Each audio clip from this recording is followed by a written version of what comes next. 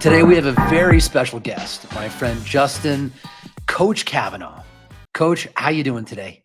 And I'm doing fantastic. It's great to have you here, man. It's always fun to talk to you. And I want to give you like a little background here, so people, if they don't know who you are, you've been an Olympic coach, right? You're also the CEO of Sites at Scale and the president of Athlete HQ. So, uh, a really remarkable background and journey. Besides the UNC piece, which obviously I'm going to knock you on, a lot of success in your professional life. Tell me more about your journey. Yeah, I think number one is like I grew up as a winner, which is why we chose to go to Carolina versus going to Duke. So I just want to make sure that's very clear. Um, and I think for everybody, it's very important to not traumatize their kids and allowing them to even go to environments like that. Um, But I grew up. Sports was my life. Like I grew up in Miami. I was a five-sport athlete. I believe that sports can really transform your life. I think that my life's mission was to teach life lessons through sports, and that was my platform for many years, and it still is. I've been privileged enough to coach at different capacities through six Olympic cycles. Been in the pro sports world for over 20 years, and I'm still in it every day. We just finished the NFL season this year, and we had a really good run. So I'm full time a coach. And what I've learned is, in those windows, people were really kind of, struggling in their businesses. I had to build my brand. So I learned by some amazing people how to run the marketing side and building my brand. And during that kind of process, we realized like, wow, okay, it's kind of like growing up where like, you're playing little league and there's like the plumber his name on the back of a kid's jersey. And it's like, wow, they're the lifeblood of a community. So we've been kind of taking the same strategies and tactics that I've been using in sport to help them win, helping businesses in the local environments, win, in business, not just in sport. So it's been a fun run. And then what I do is I just build high performance teams, and we do that. Yeah, is it a completely different sport, meaning business, but it's the same thing. People are people, no matter where they are in the world. Right. And I mean, the sports industry is also super competitive. So is the agency services space, very Yeah. competitive. How do you keep the edge there? And especially running two businesses or more. I mean, you're involved in multiple things. Yeah, well, the benefit about multiple businesses, the only thing that is such a different, like a deviation of like the brand for me personally is the coaching side, and that's what I do. Like that's who I am. So it's pretty much vertically integrated. Like the other businesses are just clients of the other services, if you think about it, right? Because the marketing company needs to drive those businesses, and then there's experts in each one of those areas at specialist levels. But I think the biggest difference between the agency services and the sports world is we talk about in sport, like the eye in the sky doesn't lie. Like when you watch game film, you either made the block or you missed it. If Right. you look at the scoreboard, you made the shot or you missed it. And I think what happens is in the agency space is there's a whole bunch of people feeding you this thing that they could do something and then they can't actually deliver. Right. So I've kind of been, I was a bit shocked because where we are slower in our model is that we really button up delivery before we even sell. And I would say most business owners, entrepreneurs, marketing agencies, they're the exact opposite. They figure out if it's like product market fit before they start building the machine to fulfill. And it's just from an integrity standpoint. Like, I actually don't have the confidence to sell something if we can't deliver it. And it holds us back from a growth standpoint. But once we get momentum, then it's just like, then you could kick it off because you know that you got fulfillment dialed in.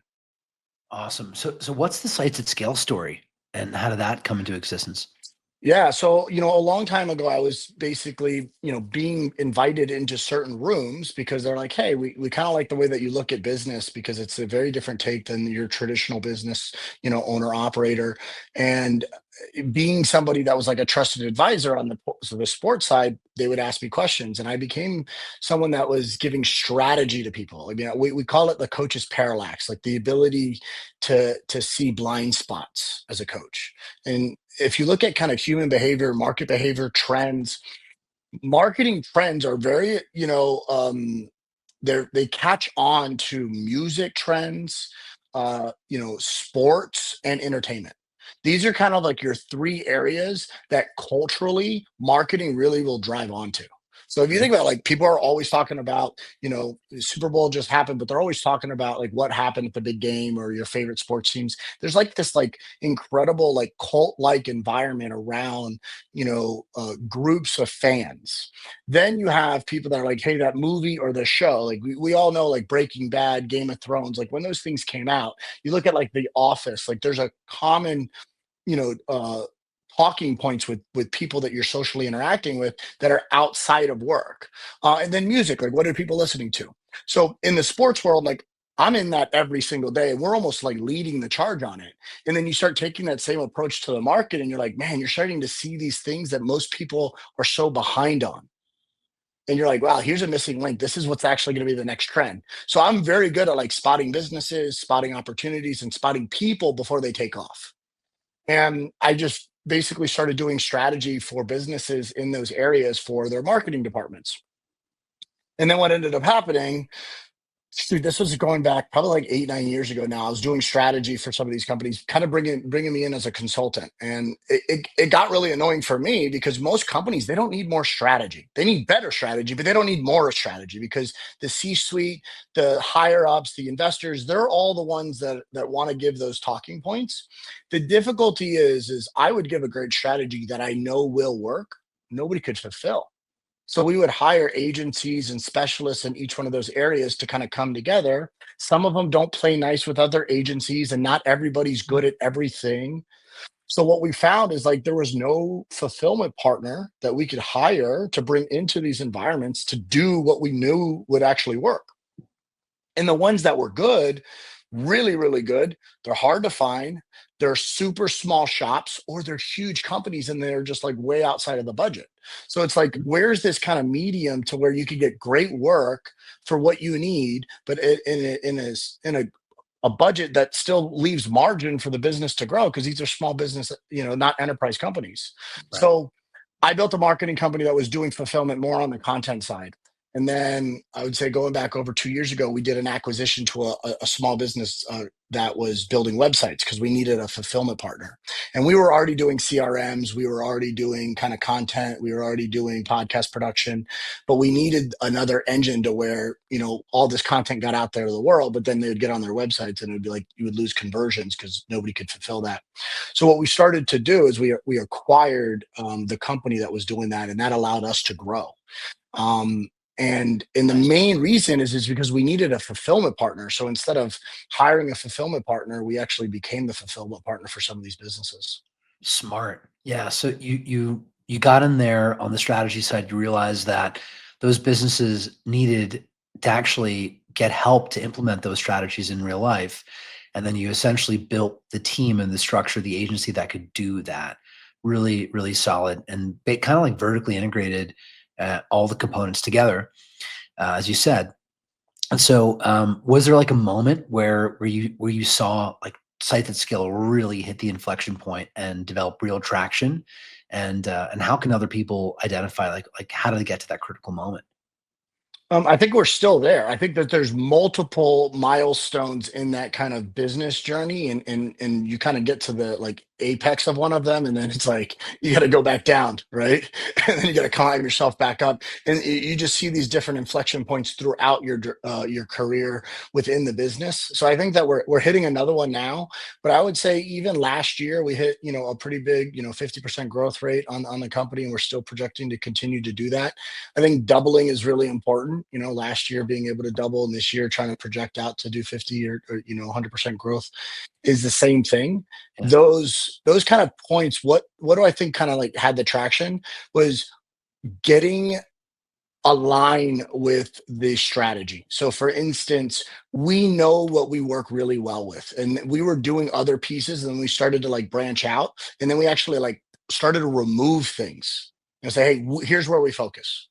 And as the minute we started to like focus down to a particular area and like a group of like five main core, offerings, we knew exactly what we could deliver. And now all of a sudden things became a little bit more faster.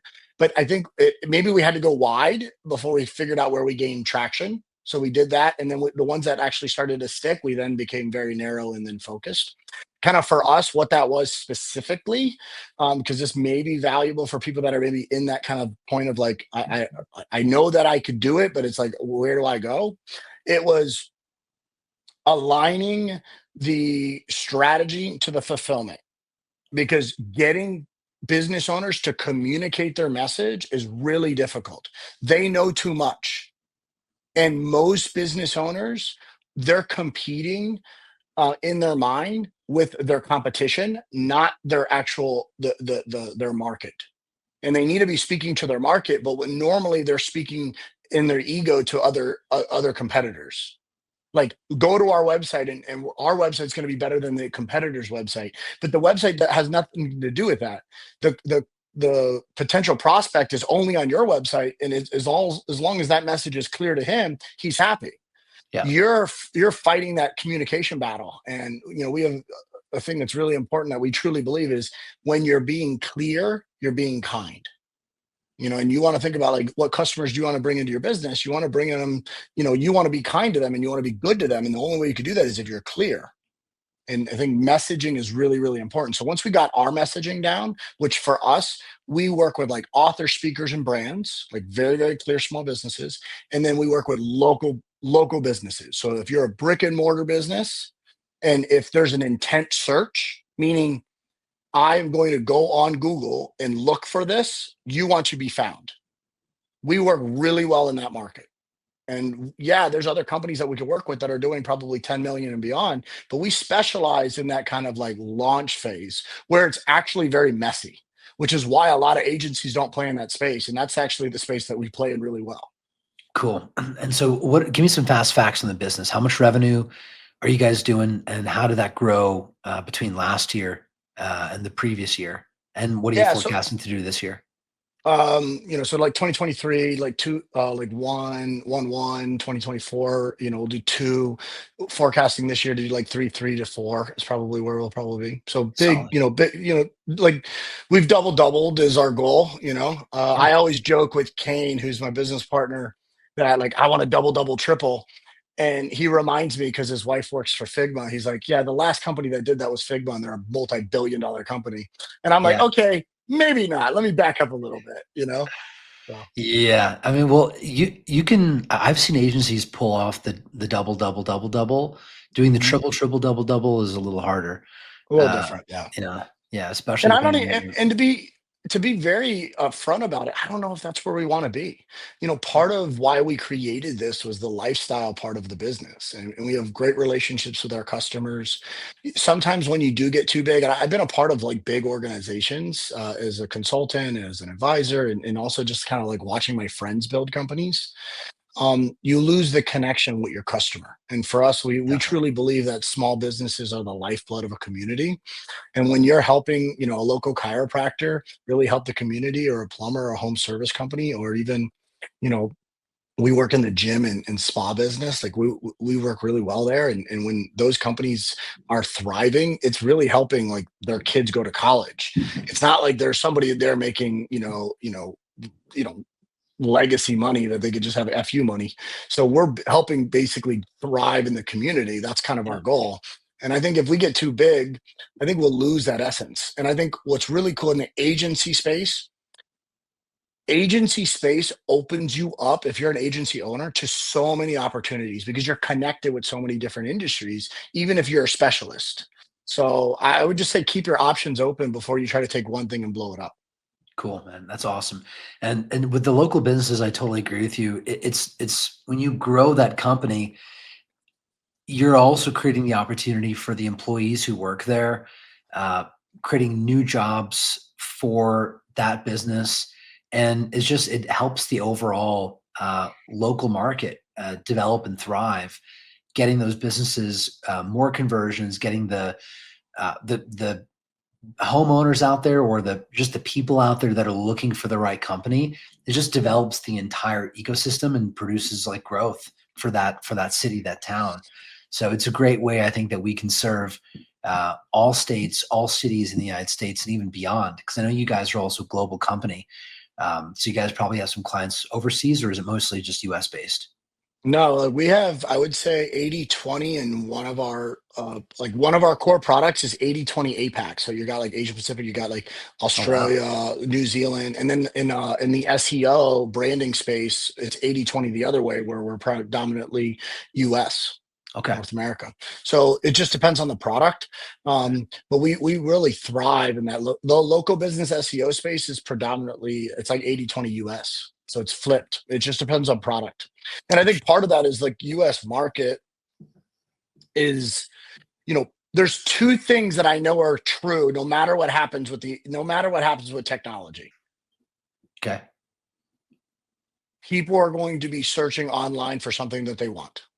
Yes. Now, if online becomes your watch or your phone or your glasses, or a computer, or like you just speak it out loud and it pops up in your head, I don't know where that technology is going to go, but I know for a fact that you're going to be looking on the internet for something that you want. It's still That's search. that's Yeah. gonna it's gonna happen. Mhm. So, and the second thing is when they find you, you're sexy or you're not. You're either attractive or you're not. So if they like what they see, that's it. And I know those two things are going to be true.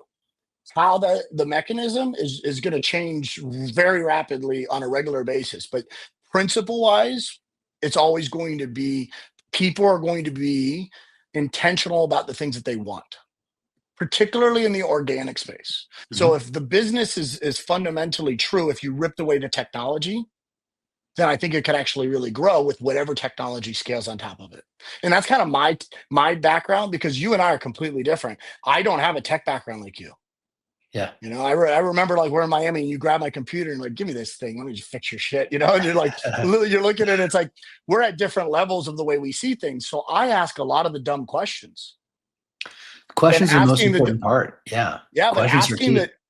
asking the naive questions are like, well, why doesn't it work that way? That it would make more sense to work that way. And then when you start to apply things that work almost in the dumbed down version of it, you Mhm. find that that is the thing that scales the most. So that's kind of the way I thought about it. Yeah, ultimately, I think a lot of like futurism and a lot of thinking about how things will end up comes down to very first principles thinking, and there's probably 3 defining questions that if you really understood the answers well, or if you had a good angle on them, then you can forecast how things shape forward. So it doesn't matter how in-depth your technical understanding is just like the basics, understanding the basics down really, really well, and you hit the nail on the head, which is the behavior that we call search, us looking for information, that is never going away. I Our couldn't see that ever interface for changing. how we connect to it, that it could change the way that we put our information into it, the way that we get our questions asked, that could shift and change, but it's still a search engine at the end of the day.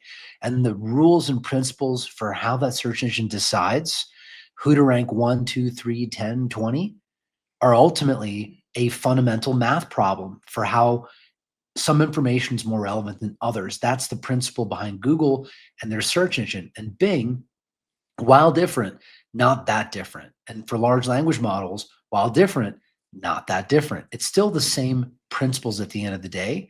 And so there really is no, I don't think that SEO, there's no risk of it actually going anywhere. And especially in the Google Maps context, I don't think there's a better user experience for finding a local business than what Google has already designed with Google Maps. I'm just going to say it. I don't think it's going to get disrupted. There's no such thing as disrupting it because Google owns the data for 200 million businesses that have Google My Business profiles globally. That's literally their database. No one else has that data besides them. They can scrape it, they can access it via API, but they're never going to have the real-time first-party data that Google has access to. And so I think the search landscape, while sure, there's always been changes, right?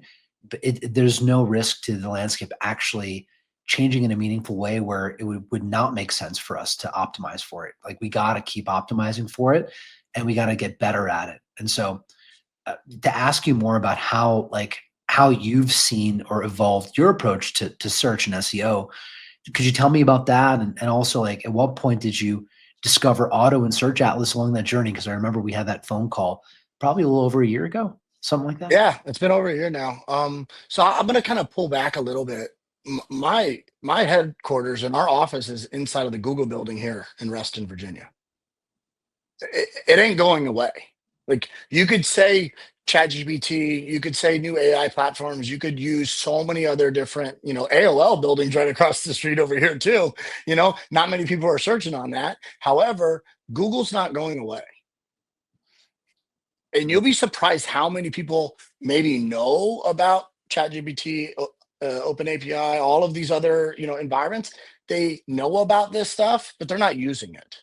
So yes, things may change. Google is going to be changing with it. That's okay. So I think we get so caught up in being in our like ecosystem that we feel like we're on the cutting edge. Sometimes you're so far on the cutting edge that you're off the damn, edge, and you're not doing what your customers need. And the way we've kind of have found a sweet spot is the common ground between what's working right now, solving a problem for the business at that moment, and then as our the technology changes and the gap between what our current customers are doing gets bigger, we fill that delta. That's basically what we do. So our job as a digital partner for businesses is to basically fill the void between the things that they're not really good at, which majority of the time is going to be in the digital agency space, because they're better at actually doing their skill. And there's, Their like we've trade. talked about, Yeah. they're always, yeah, whatever their trade is, they're always going to be an intention to search. Like people are thinking, human behavior is not going to change. So I spoke at Traffic and Conversion, a digital marketers event, and we sponsored the event. I spoke at it on stage, and it was mainly around content. Like I did how to build a personal brand and how to build this kind of content domination machine, which is what I'm really good at.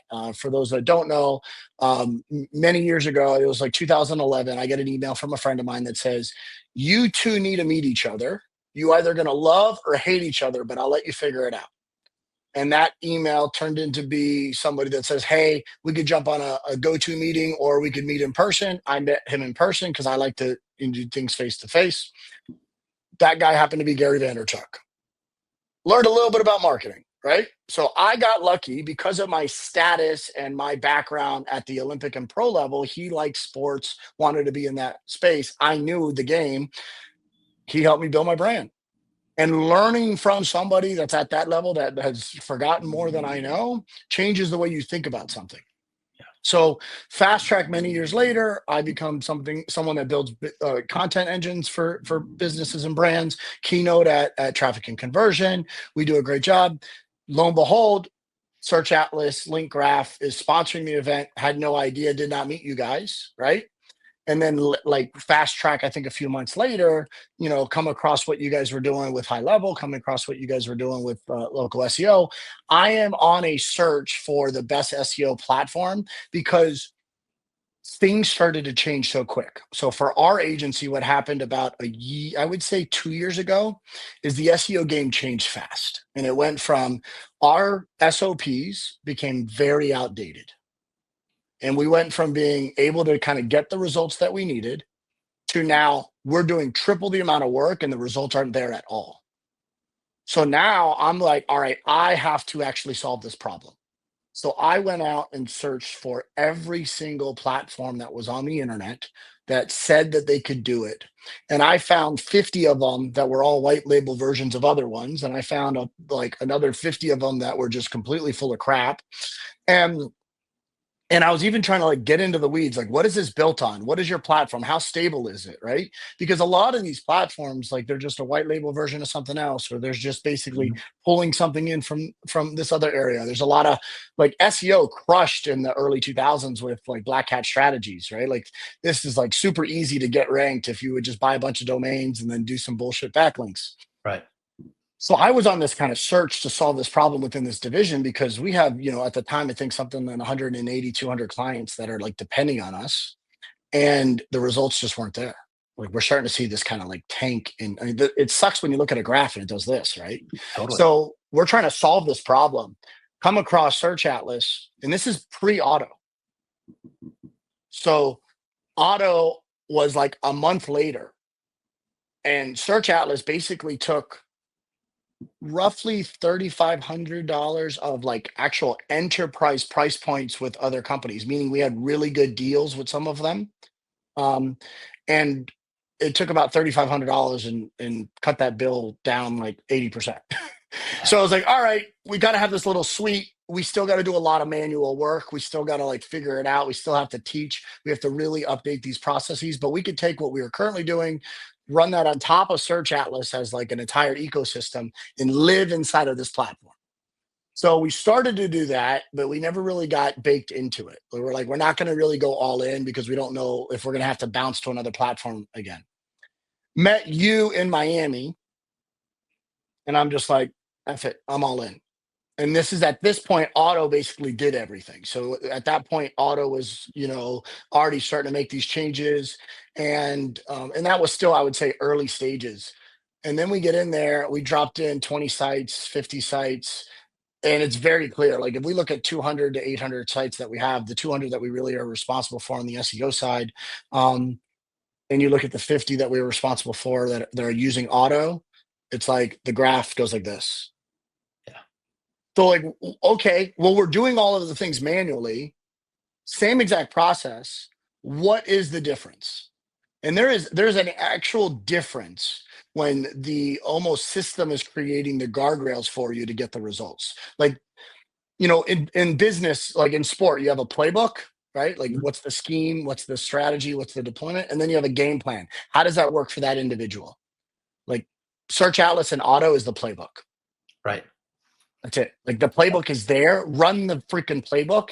I can tell you that with a high degree of confidence that part of the reason why I'm comfortable that we will double this year is purely based upon our local SEO strategy.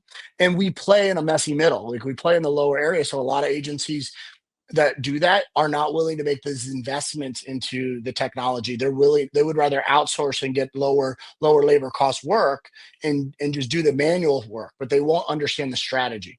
So they're going to deploy an old strategy. And that's kind of how we came into it. But we tested it. Like we backed up and said, all right, let's take a 3-month run and see what happened. And it's really simple. Like when you see graphs that do that, Yeah. there's something that we got to be paying attention to. Fantastic. That's awesome. And is there was there any particular client case study that really juts out in your mind as being really memorable, or was it just looking at all of them together and really noticing, hey, like all of these sites have performed well? Yeah, I would give you two case studies because they're completely different, right? One of them was like a SaaS company, so like no Mhm. brick and mortar, not our wheelhouse either. Um, and it's an online digital product. They need to, they're global, they're all over the world. How do we like measure this other than like Google Analytics? Like now you're kind of combining the trifecta of what is a perfect website, right? You're combining SEO. Do you get seen? And then you have on page, off page, a lot of other reasons. Once they get onto the website, it's CRO, conversion rate optimization. And then part of that is also the UI and UX. So this kind of makes up this kind of like trifecta of a perfect website. So there's so many things that are responsible for that. This one website that we put it on, we only were doing their SEO. So we did not have, really, an influence in CRO. We really couldn't say to them like, hey, this needs to change. We weren't doing anything with like their UI UX. We weren't touching their website. So they were just a customer on the SEO product. Mhm. And to watch that chart go like astronomically, improve compared to what we're, seeing. And when everyone tells you it takes 6 months and this is happening in 6 weeks, it's a different conversation. For So the sure. minute you could collapse time with technology or better strategy, you should pay attention to it. And then the second one is like there's a physical therapy clinic, which is a really important, like intent search for a local community. Like if you're a physical therapy, a chiropractor, med spa, like people are looking for you at a time of need. So they're already hot buyers. And to watch them basically go from like you could not find them on Google Maps because they just didn't get put in there properly to, I would say, less than 30 to 45 days. They were on front page within a month. And then within 45 days, they were in the number one spot. Wow. So you're talking about under 45 days, giving somebody a result that you would have to pay 15 to 2,500 bucks a month for to do, and the agency that's doing that is telling you they're going to do it within 6 months. That's awesome. Those are the type of case studies that, there's a business owner on the other side and a team and their families and all those people that, like, they're making it rain. Like, their business is just absolutely crushing it. And so, I'm curious, like, did you actually talk to the business owner about those results, and how do they feel about it? Well, yeah, I think what it also did is, so it made a huge impact. Like, so like the brick and mortars, like the physical therapy, the chiros, the med spas, like it makes a big difference because of two things. We have a number of case studies to kind of like talk about, but I'll bring up two of them. Two of those companies were running ads, Google ads, and ads on Meta. Mhm. The cost of acquisition during the window that we started SEO using auto and search atlas literally got cut in half. So you are spending like so much less money on acquisition costs because there's an authority of the search. It becomes really, really valuable. So yes, you're gonna get a lot of, like, retargeting dollars are not that expensive, right? But at the psychology of media buying, you're trying to be in someone's face that's searching for this stuff, and it may not be on your page yet. So it's not the same as like someone that you could pixel and retarget. This is coming down to like a group of people that are thinking about this stuff, and their behaviors are showing up, and they're hitting that audience, but they haven't really had that intent to search yet. So what we have found is, as we drive SEO up, acquisition cost goes down in your media buying, Yeah, for sure. The and halo effect there. Yeah, the halo it makes effect it is huge. Like, one, on the retargeting side, because you get those people in through SEO, then you retarget them. The cost of retargeting and getting conversions, we see conversion rate is like 3 to 4x higher on retargeted audiences because they're just warmer. And then, and they're also the right people, right? Because they came to our site. And then, two, when they see you in these multiple channels, you become omni-channel, omnipresent for them. When they're doing their search for their local keyword on Google, and they see you in the maps, and they see you in organic, and they see you in the ads, they realize, like, this is a legit company because they're all over the SERP, and I see their name again and again, and that promotes confidence and trust. So, not only more traffic, but also just a better conversion rate because your brand has more authority. Absolutely. And then what in the other case study, when we weren't handling their website, because we are able to actually drive traffic to their site, we've then been able to identify the conversion rate problem. So we were able to, like, actually, send them into another service where we could actually map out their copy, their landing page, walk them through better strategies for conversion rate optimization. So what SEO has done for our business, whereas it was a back end service 2 years ago, Mhm. it's actually the first thing that we offered today. Mm, So we moved website CRM was the like front end of our offering. But if you have a nice website but nobody goes to it, who cares? It's just this really nice place, like, right. in this destination that nobody's actually going to. But Mhm. if we could actually drive traffic to your site with the intention of the right people at the psychology level, and they get there and then they bounce, the opportunity cost to lose that good intentional buyer is too hard. So what we want to do is, now you have traffic going to your site. We know what's going on. Then we actually could rebuild your brand and your site and make sure that we could spend some time on the customer journey and fixing that. So SEO in the agency model went from being a second, third tier like service as you ascend them to actually being on the front of the service offerings. Amazing. And a lot of people don't fully understand the relationship that CRO has actually on SEO. But when you increase time on site, when you increase number of pages per session, when there are certain specific events that take place, like a form submission, Google actually, Chrome specifically, treats those in a special way. I don't want to say too much more than that, but they treat that specially.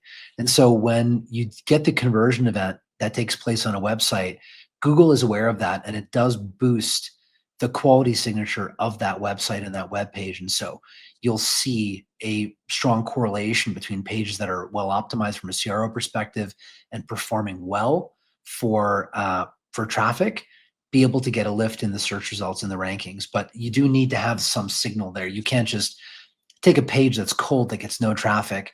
Like that site will do better as it gets traffic. And so there is like a inner relationship between getting traffic from Meta and from ads if you have none of it, to help your SEO. But honestly, like what I'd say for local businesses, the way that you moved SEO to the forefront, SEO is the best channel for local businesses, period.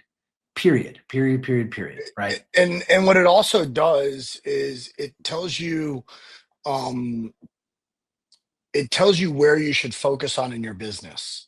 Because if your most intentional warm leads are coming into your business and not having a good experience, those are the first things that you want to fix.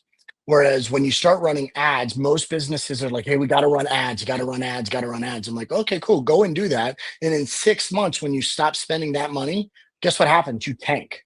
But Right. if you have good content and you have good organic stuff and you have good SEO, what ends up happening is you stop running ads, and guess what happens? Rising tide lifts all boats. Organic is the tide. Organic is the tide. Yeah. Paid is the big wave, and it will go and come, and that's it. So you got to decide, do you want to rise that tide up using organic, both social media content, blog content, authority content that are on other sites, backlinks? What does your Google profile look like? And I'm not just saying your Google profile like your Google business page, but I'm talking about, if you look at it holistically and you look at like, what is your reputation management, not just on Google, but across all search, and how does that affect the way people view your company? When you then go to run ads afterwards, you will make it will make a lot more money, but you'll also actually be spending a lot more money to acquire them. You're going to spend less money and you're going to collapse the time to acquisition. Yeah, for sure.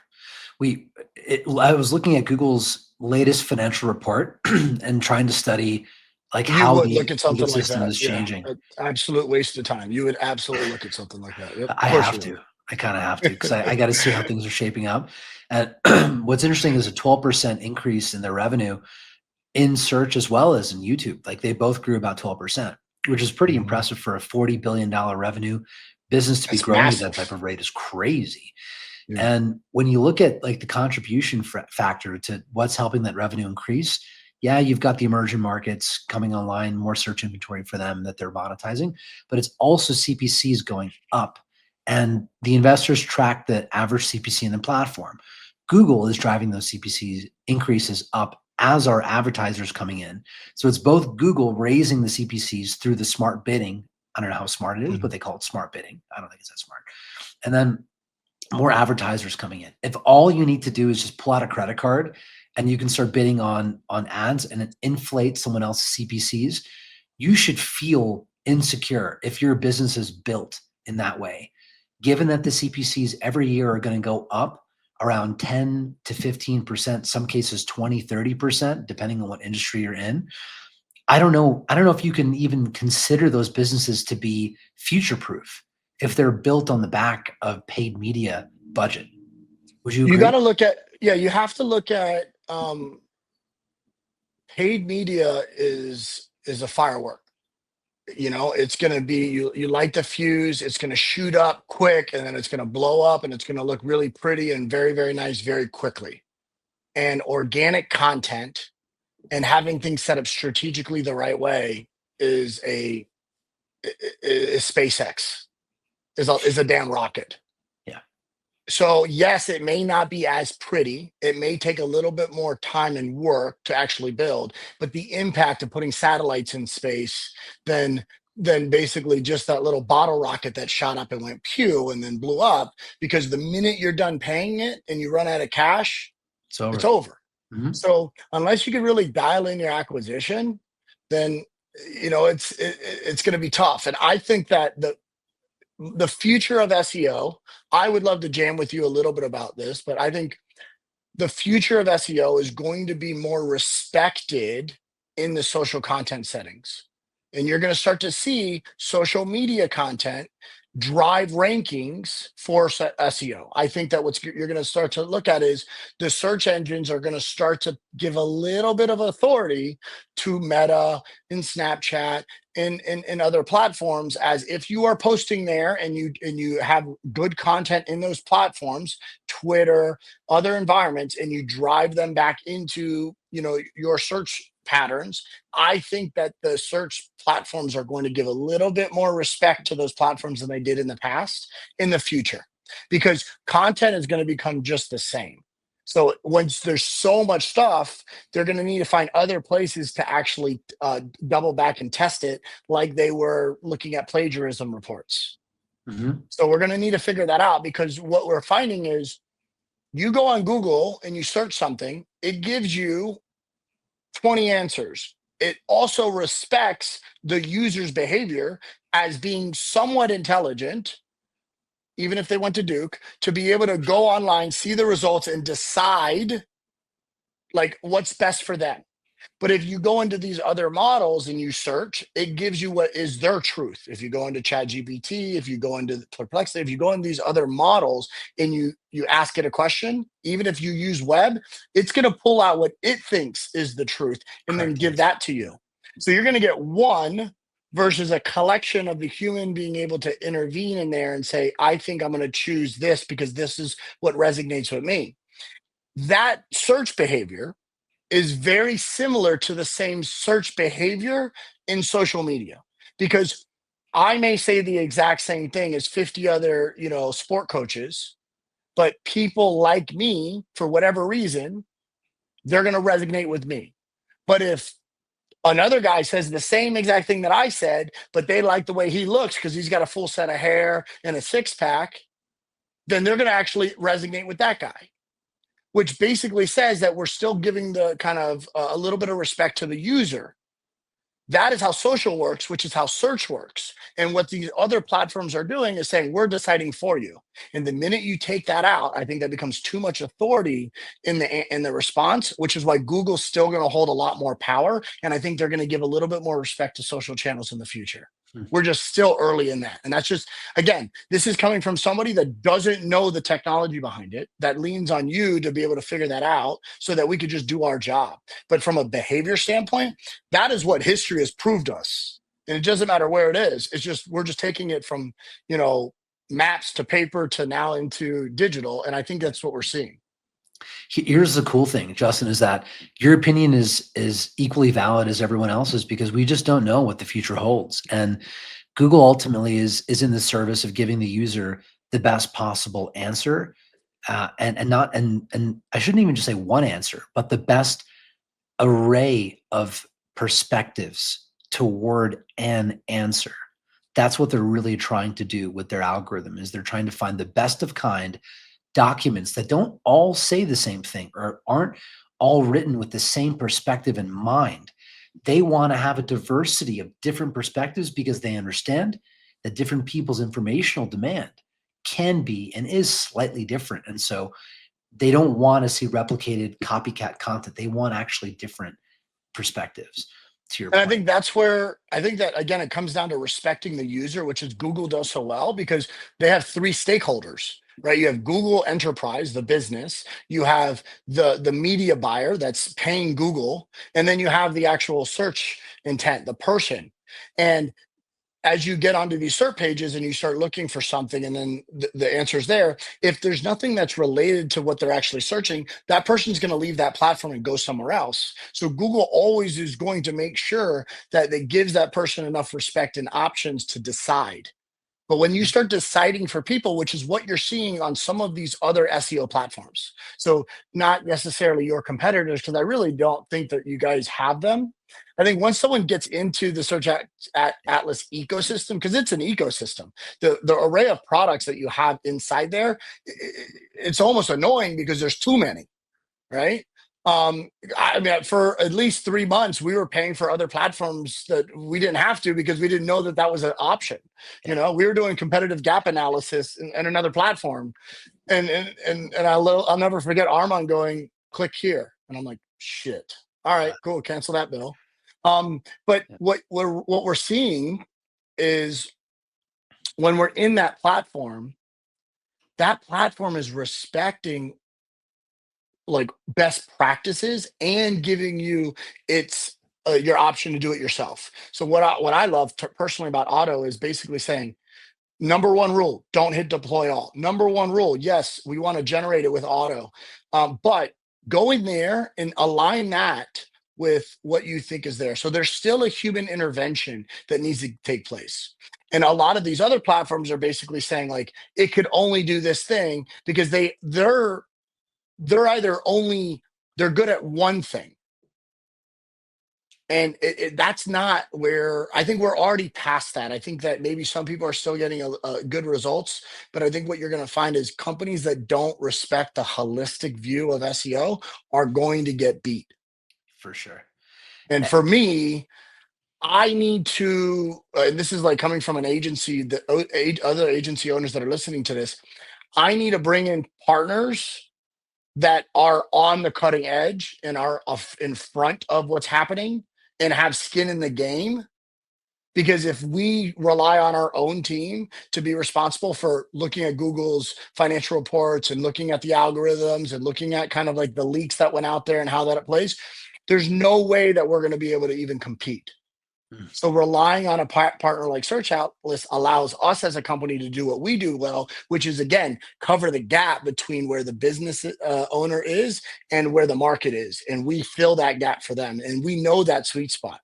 Totally. Yeah, I like to say to people that Search Atlas is actually a research company. We're not like an SEO company. We're a research company because really that's where it all began, was us running the experiments and the tests and the single variate experiments and reading the leaks and doing that like mile deep research, figuring all the stuff out.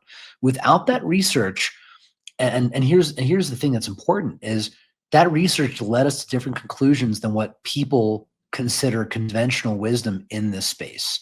So the things that we do deviate and violate the conventional mores that people understand to be SEO. If you've read the Moz blog, you're doing it wrong. If you've read the Ahrefs blog, you're doing it wrong, right? You're following the sheep, okay?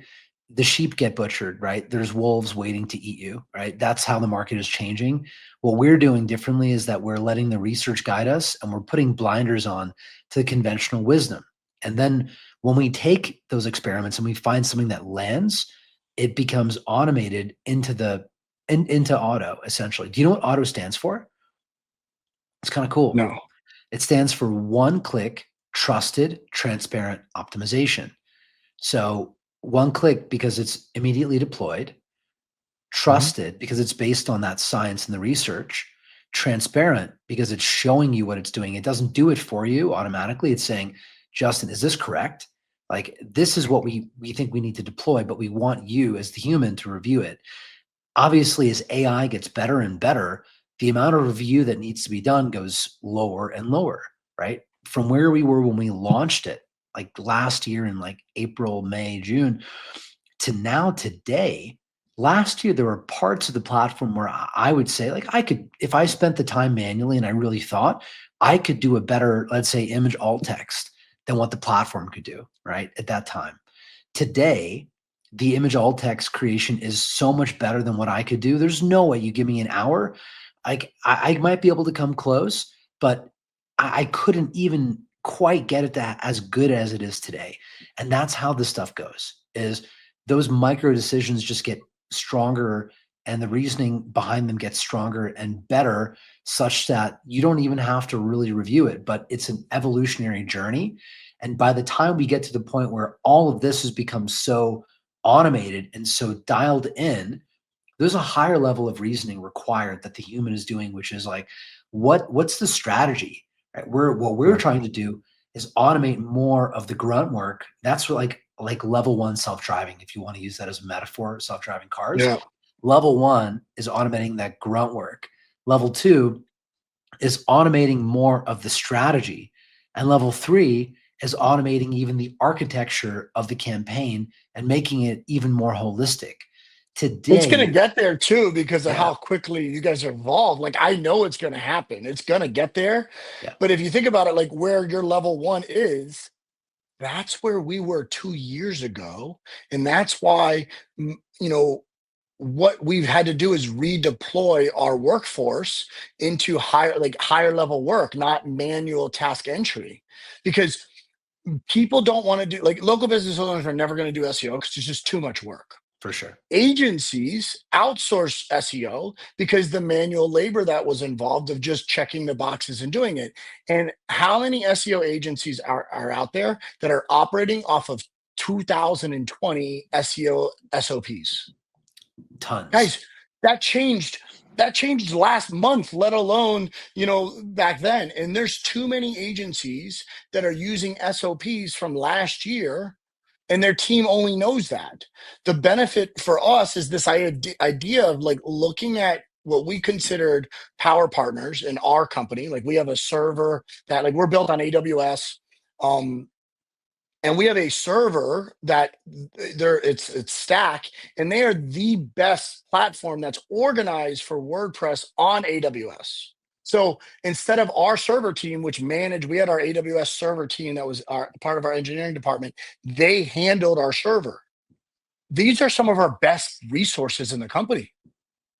Smartest people. I mean, they're legit, like, cloud infrastructure engineers. Using a power partner like Stack has allowed us to redeploy our best staff in another area of the company. And then they can move on in their Right. careers. Using our SEO staff and having a power partner like Search Atlas, and we have SEO Ninja as a department, which is auto, we've redeployed that staff into higher level work, and they're now able to have a career growth.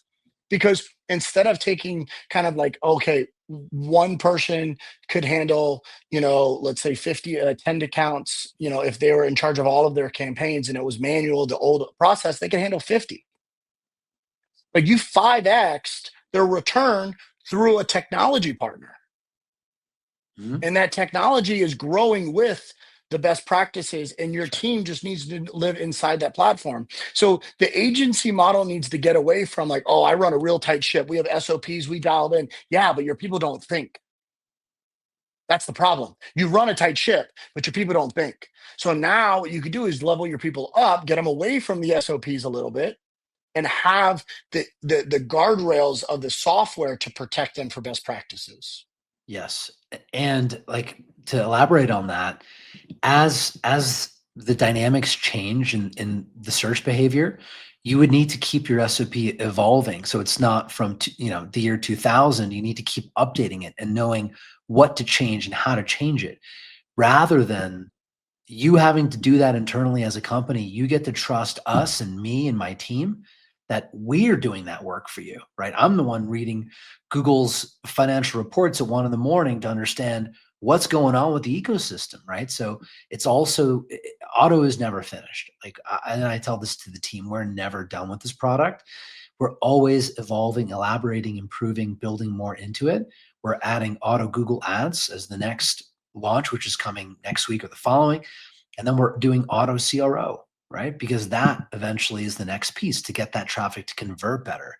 So it's really a never ending journey. And I'm excited about it. I think our mission is going to be to enable agencies to help tell their customers stories and reach their audiences, their ICPs online, just faster, more efficiently, more easily, and to be kind of this balance in the AI world where Meta and Google have these very powerful AI models that they're using to optimize for the house.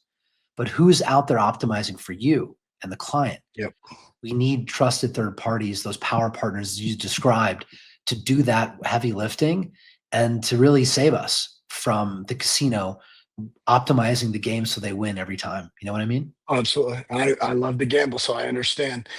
I would say, so in coaching, we have a coaching group that we kind of live off of the ACE, right? So I like to gamble. So, like, what's the ACE in your sleeve?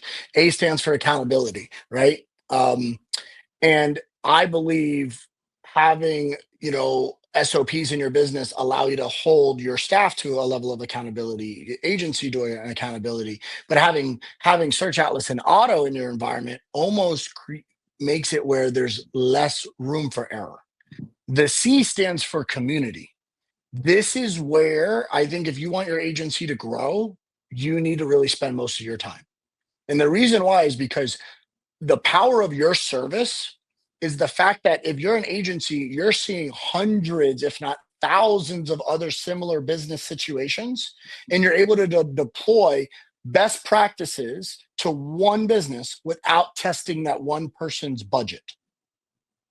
And for me, Right. that has hundreds of businesses that we are working with, we're able to not like mom and pop local businesses under $10 million, local business that we're trying to get number one on search.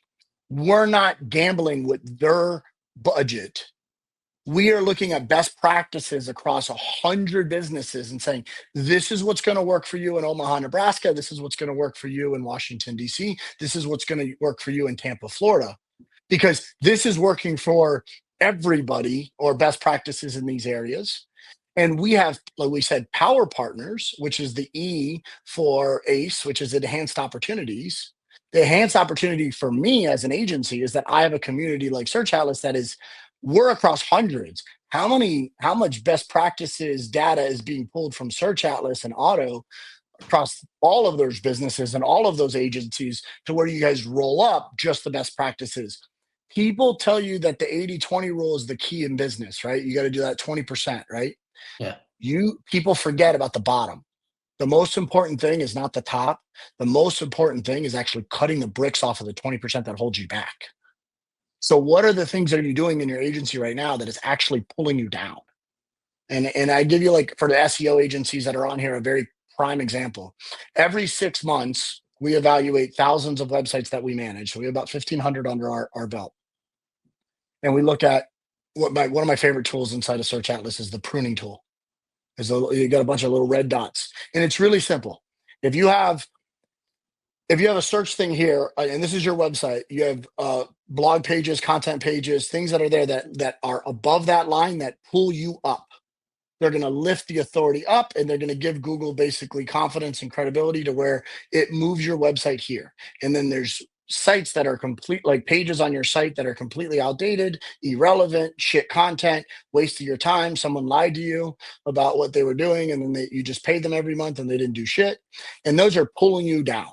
Yeah. Some of the best things that you could do is, instead of just doing a bunch of work to pull the page up, is just cut the 100%. cord at the bottom, and it just shoots right up. So every 6 months we just go through there and prune. And if there's something that's like on the line that it's valuable, the owner really likes it, but it's not necessarily useful, cool, optimize it. Yeah. That's a super powerful strategy. A lot of people, the mechanism behind that is it's called topical dilution. When you have stuff on the site that's underperforming and it's a little bit away, or even a lot of it away from what the site is actually about, that stuff just confuses Google, and they will not be able to fully understand the site, right? So take an example. You got like a local business, they got 100 pages on the site. 99 pages get no traffic, and those pages are about, let's say, their trade. And then they get this one page. This is a real story. Cardiologist in Beverly Hills. The one page is, did Donald Trump have a heart attack? All right. I get it. Heart attack, cardiologist. I can see that there's this like relationship, but the only keyword they were ranking for was, did Donald Trump get a heart attack? And they're getting 1,000 clicks a month on that keyword. The rest of the pages on the site got nothing. And so when Google looks at the website and they see Donald Trump heart attack as the main keyword that's sending traffic to the website, that is bad. It confuses them. It makes them think that you're not a cardiologist, but maybe you're some kind of like a gossip or like news site, right? That just Mhm. happened to talk about this heart attack concept, but Donald Trump and cardiology have no relationship together. And I see this is one of the biggest mistakes that, that SEO teams have done, and they've polluted so many businesses all over the world with all this bad content, and it's actually holding them back. And to your point, you take the scissor, you cut the cord on that content, immediately you see rankings lift up. It's almost like 2 days, 3 days later, as soon as they see the content's gone, boom, big impact. I think what's really interesting is everyone's looking for, the cutting edge solution, the trend. Um, don't take the shortcut. Collapse time. Don't go a different direction. The path through is the right way, is just doing it the right way, not clickbait stuff, not because you lose authority. And authority being a principle of search, you don't want to take the shortcut. What you want to do is just collapse time, do a faster path there, not a shortcut and a deviation, because if you do that, you lose authority. So, the strategy may work for the goal of saying, look how much traffic I improved, but did it bring you the right traffic? And again, vanity metrics don't really help. And this is why taking a holistic view matters. But it's also about like, I would kind of challenge agency owners to take a holistic view of what you're trying to build. Do you want to be a clickbait company? Do you want to just be a backlink company? Or do you want to be somebody that says, hey, like we understand this, and if you don't fully understand it, the easiest recommendation that I will have someone who spent hours with Search Atlas and Armon and Monic and the team on learning just their platform. When you don't know why a tool is in there in the platform, it's probably because of a gap in your knowledge as an agency to deploy a really good service. And Mm, that has been the easiest way for us to see where we're not where we need to be. So what we've done is like we're getting in there like, well, what is that for? Oh, well, why is that important? Oh, well, what do you do? Oh, well, yeah, we're doing it this way. Yeah, he goes, yeah, but that's not the the best optimization for that strategy. Can you do it here and here? Yes, but the reason why you do it over here is because it has the impact to this way. And you're like, but finally, you connect the dots. Some people look up at the sky and they just see a bunch of little, white dots, and other people see the Big Dipper and Orion's Belt. Our job as agency owners is to take the confusion and make it clear. Donald Miller says it best is like, if you confuse, you lose. And that is so true with all of the work that you're doing. Yesterday, we were on a site, one of our new clients, they had an SEO company. And on the bottom of the page, it was literally like the same color text as the background, like repeated over and over and over. cloaking And I'm like, strategy. and then the best part about it was like, it was actually good content. It's like, dude, just like, I was funny because like, I was like, hey, Armand, where do you put that? He goes, yeah, just nested in an FAQ at the bottom of every page. Right. That's it. Don't because you'll mess up conversions if you just throw it throughout. But the guy's basically trying to hide something that's actually good for the site. He just didn't Mhm. understand something so basic. And it's like, oh, you guys you're playing with some of these little jack hats, and you're spending $1,500 or $3,000 for some guy that told you something, and there's no trust but verify. The benefit is if you're managing a team, the system will manage your team's development because the SOPs are baked into the best strategy for SEO. And that's like my kind of big call to arms for everybody that's in the agency space of like, not just on the fence of like Search Atlas, but like are using it, but not using it to its fullest. Is if you haven't really run through all of the things in there, it's because there's a knowledge gap to best practices. Yeah, thanks for sharing that. That's Sure. we do get a lot of people ask us about all the tools in there because there's quite a bit to your point. There's a lot of technology in there. But that's search. Search is actually complicated. There's a lot of moving pieces to it. And so uh, as we did our research and we learned something new, that was the genesis of something else. So for example, the topical dominance tool came from a refinement to the way that we understood the way Google look at websites, right? Um, each of the scholar, for example, came from studying the Google patent literature around how they evaluate content quality and figuring out what's the equation behind page quality, PQ. So it does get technical. We do have like resources, videos, and whatnot that are out there to teach and explain those concepts. But you got to be willing to go the mile. And honestly, as an agency owner, if you're not willing to learn, maybe not the owner, but if your SEO director is not willing to actually challenge their preconceived notions about how search works and step into something greater than what they know, they're probably not the right person to be leading the department. You need people who are willing to always have that beginner's mentality and learn new things and try new methodologies, because when you really think about what auto is, it's simply a bridge. It's a bridge between AI, the artificial brain, and the SEO data you have and your website.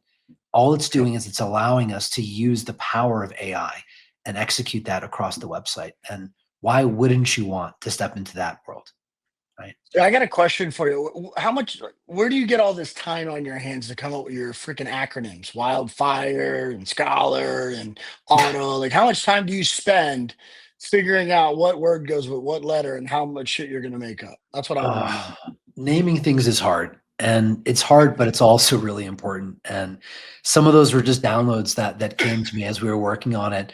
Auto, I didn't actually come up with that acronym. That was like Sophia and Aaron on the team. So Nice. they get the They get credit for that credit? one. Yeah, yeah. Nice. Wildfire was Nice. me. It's a little bit more like brotastic. So they're like wildfire. Why is it? Plus the timing with LA was a little bit unfortunate, but it's the perfect acronym for what it Yeah. is. Yeah. Well, at least you didn't run an Allstate commercial about a guy kicking over a grill and burning his house down as the fires are in the background in the news. It was not a good fit. Yeah, yeah. We no ads. Yeah, no ads on that yet. That's good. But Coach K, just to kind of bring it home, Sure. what do you so with Sites and Scale this year? Like what else are you looking forward to this year? What's lighting you up about the business and what you guys are working on?